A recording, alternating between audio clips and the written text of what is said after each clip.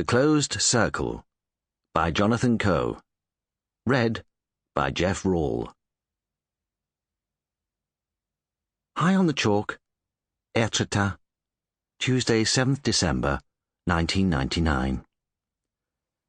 Sister dearest, the view from up here is amazing, but it's too cold to write very much. Last thoughts, then, on coming home. I'm scouring the horizon and looking for omens. Calm sea, clear blue sky. Surely that has to count for something. People come up here to kill themselves, apparently. Well, at least I haven't got to that point yet, although there have been some bad moments these last few weeks. Moments when it seemed like I'd lost my bearings completely, that it was all spinning out of control. You must have known that feeling once. In fact, I know you did. Beneath me, I can see Trotter, the wide curve of its beach, the pinnacled rooftops of the chateau where I stayed last night. I never did manage to explore the town. I stayed inside and watched some old Gene Hackman movie dubbed into French. Is this any way to begin a new life? Am I really beginning a new life in any case? Perhaps I'm just resuming an old one after a long and finally pointless interruption.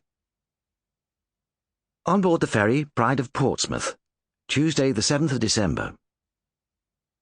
It's dark outside, and there is rain flecking the windows. Perhaps it's just spray.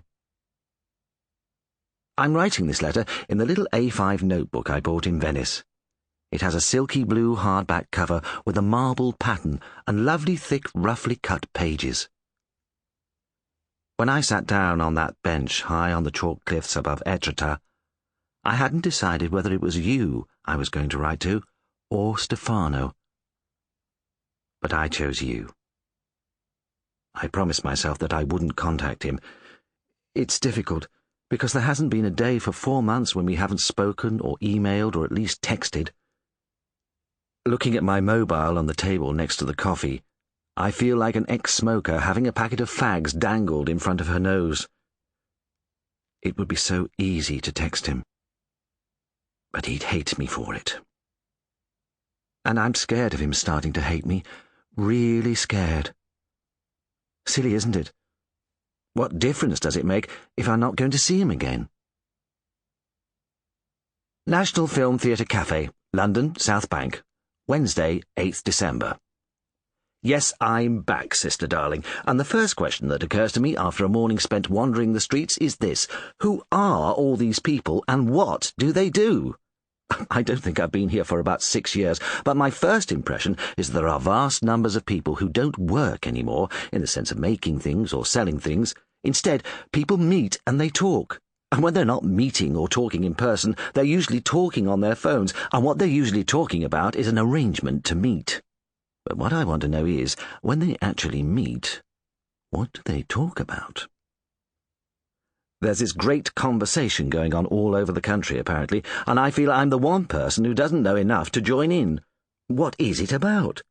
Last night's TV, the ban on British beef, how to beat the Millennium bug?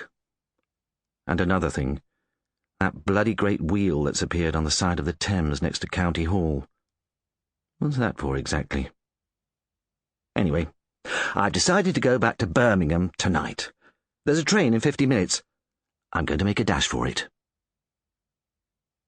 Coffee Republic, New Street, Birmingham, Friday, 10th December.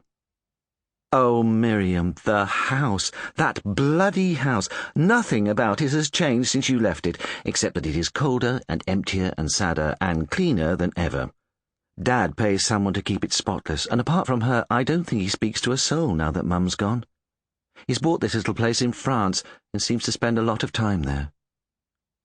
Last night, I had a meal out with Philip and Patrick. Now, I suppose it's pretty common for ex-wives to look at their ex-husbands and wonder what on earth it was that drew them together in the first place. Philip Chase, whey-faced, nerdy Philip Chase, with his straggly ginger beard and his horn-rimmed specs. Oh, I don't know. Was it just because we were too young? No, that's not fair on him. Of all the boys I'd known, he was the most straightforward, the least arrogant. Doug and Benjamin were so up themselves. Sample complete. Ready to continue?